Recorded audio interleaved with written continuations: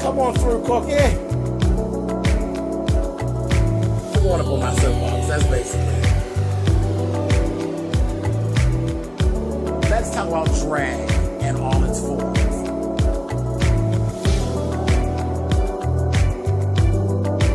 What, Cookie?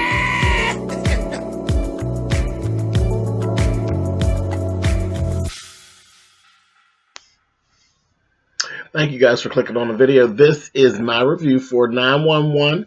This is season 1, episode 9. We actually start the episode off. There's a narration that's actually going on that's basically talking a lot about being alone and being kind of hopeless and just maneuvering through the world on your own. And we actually see the plight of some of the homeless. And it just leads us right into the storyline where there's this homeless man and he literally gets stuck. And it's raining. So what he did was he got inside of a garbage, a dumpster, to actually sleep.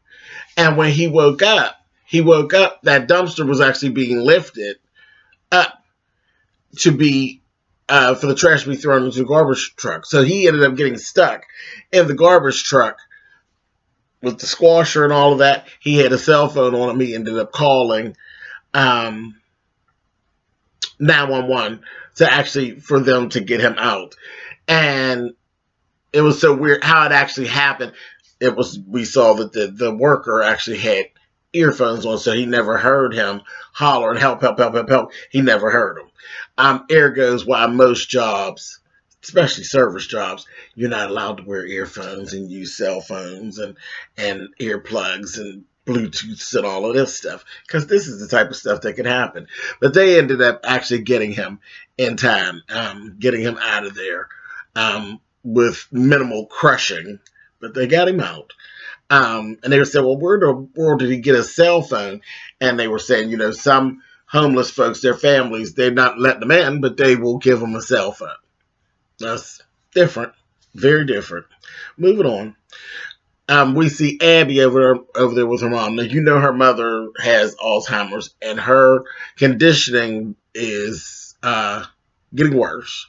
She has good days, she has bad days. Well, this is one of her bad days.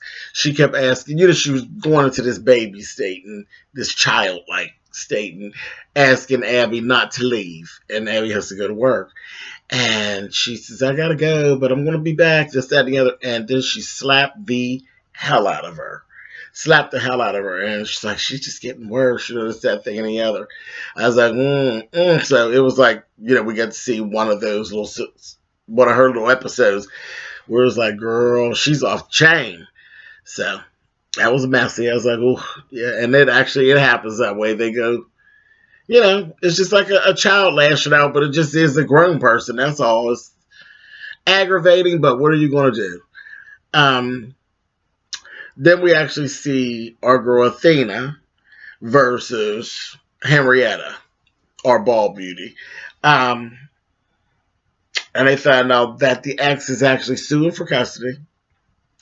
She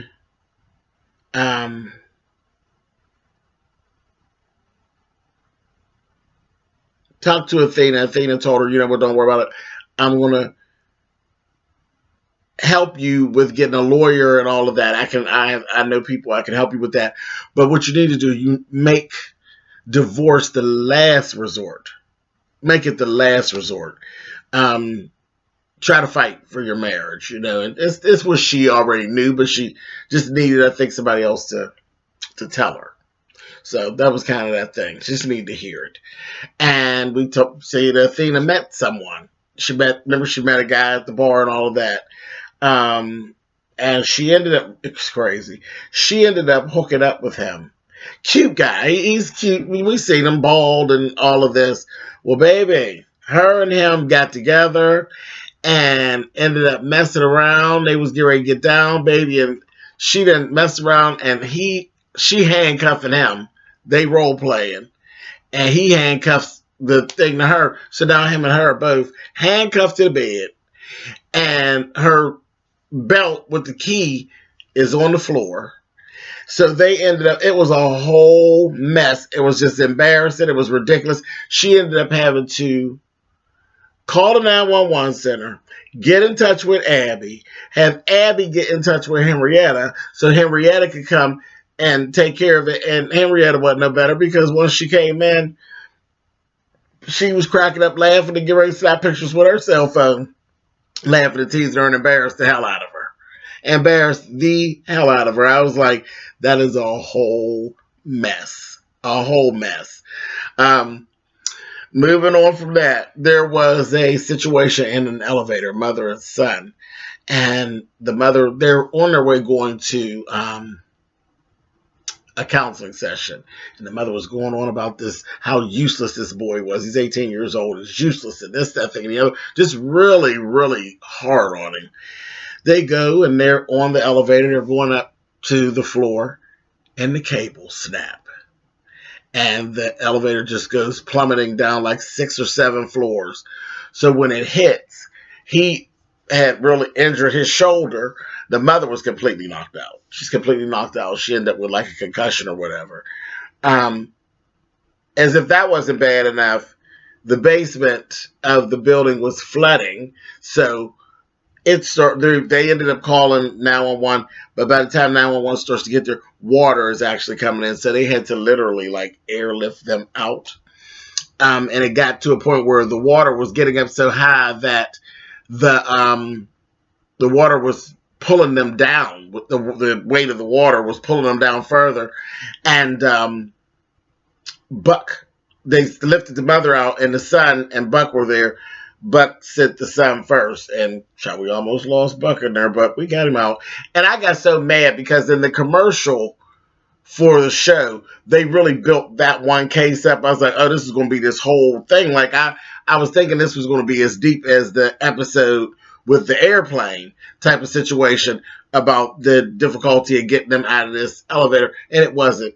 It was a quick thing in between the commercial breaks, and I was like, well, that was kind of, it was like a build-up for a letdown. I was like, okay, I didn't want that to, and I guess that's my little thing. I just wanted it to be that easy, but they got them out. It wasn't easy, but they did it in a 15-minute period. I was like, okay, what are y'all going to do for the rest of this episode? But I was like, all right, cool.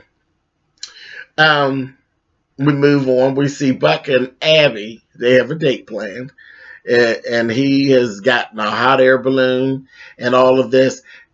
They go and they get all the way out to the hot air balloon, getting ready to get on. She gets a call on her phone. Her mother's having an episode. She ends up having to leave. So Buck's feeling, kind of, he's like, I don't even get a day off that often. And I'm like, this is the second time I've wasted a day where something with her mother.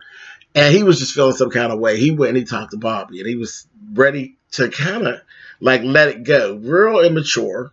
Very immature type of thing. But again, it's a lot. He's young. He's taking on this old broad and her older mother with all these issues.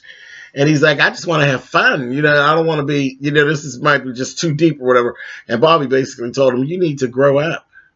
If she's as good as what we're looking and we see, and you feel the way about her that we can see, you need to just grow up. So he got it together. He got his whole little frame of mind together. And he went and him and her actually had a talk, and they were cool. They were like cool. It was like, this is what it is. Yeah, it's a little aggravating sometimes, but I'm going to hang in there with you. So that was cool. The next case they run up into is this whole house that is literally booby-trapped. There's 2 old men living in this house. They have been in this house, and the one is blind and has not been out the house since 1967. They're hoarders, basically, and then got crazy, called herself protecting the house. Their parents left the house to them, so they got in their mind, they got to protect this house. There's a mental illness there with it. And one of them is mobile, one of them is not. The one that comes out, he's really weird. Like the neighbors have said how he's really weird. And his name is Winslow.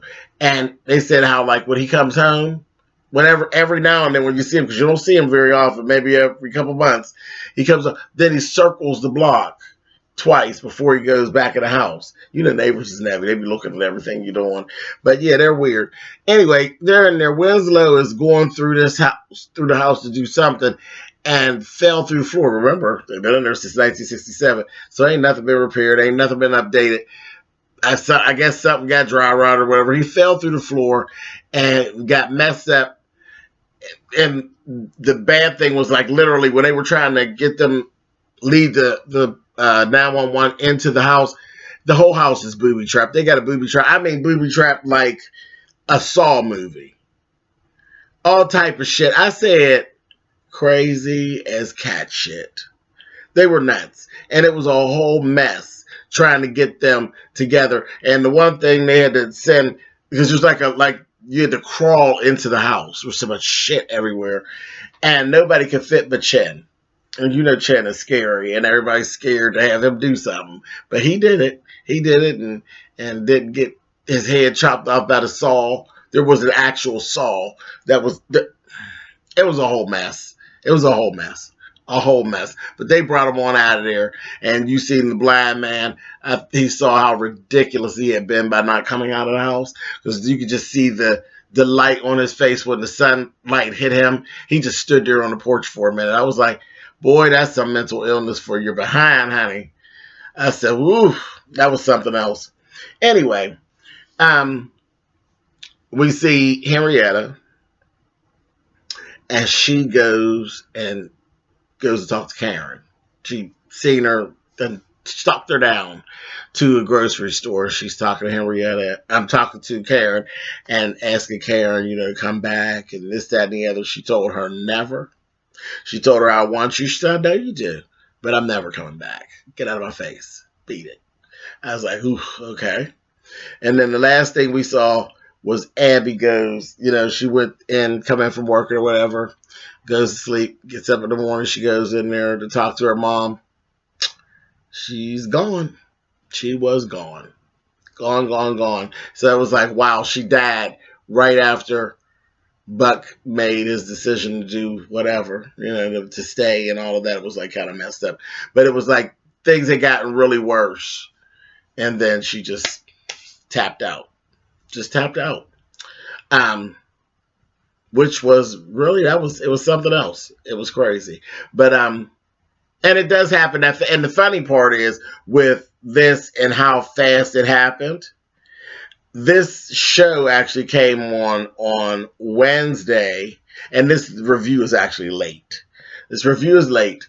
The show came on the 14th of, Wednesday, the 14th of March. And my grandmother actually died of Alzheimer's on the 13th of March, which was the day before, that is why I'm late with all of this. But my grandmother's just set into her Alzheimer's very fast, 2.5 weeks. She just went from up to down to gone, literally 2.5 weeks. So this was so weird how this actual episode ended up coming on the very next day after my grandma passed. I didn't see it on that day naturally, but really, really weird. But yeah, it was cool. And good that I just didn't get all sucked in to this. But yeah, it could have been interesting if I'd have seen it that day, I guess. But yeah, anyway, it was very interesting episode. Only one more left before the end of the season. They have gotten renewed and they will be coming back. So never worry, people. There will be more. All right. Thanks, guys. Thanks for your patience, and I will talk to you soon.